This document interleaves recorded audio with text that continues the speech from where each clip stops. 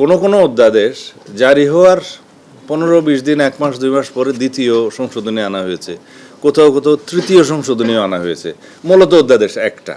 তো যখন বিল আকার উত্থাপন করা হয় জাতীয় সংসদে, সব অধ্যাদেশগুলোকে এক করে একটা বিল আকারেই উত্থাপন করা হয়েছে।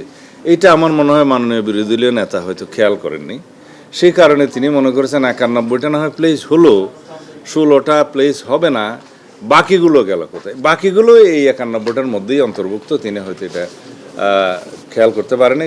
আর আইন হিসাবে বিল আকারে এটা কেন অনুমোদিত হয়নি, এই তো আপনাদের কথা। এটা তো ফ্যাক্টাম ব্যালট, এটা ঘটনাক্রমে সিদ্ধ।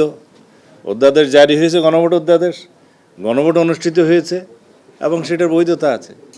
এটার বিষয়ে নতুন করে আইন করে এটা নিয়ে আগামীতে তো এর উপরে কোনো গণভোট হবে না। ভবিষ্যতে যদি কোনো গণভোট করতেই হয়, আইদার সাংবিধানিক গণভোট হবে আর্টিকেল 142 অনুসারে, অথবা যদি সংবিধানের বাইরে, যেহেতু সংবিধানে এমন কিছু বলা নাই যে আর কোনো গণভোট কোনো বিষয়ে করতে পারবে না সরকার চাইলে, সুতরাং সেটা যদি করতে চায় অন্য কোনো বিষয়ে, সেটা আলাদা একটা আইন পাশ করতে হবে।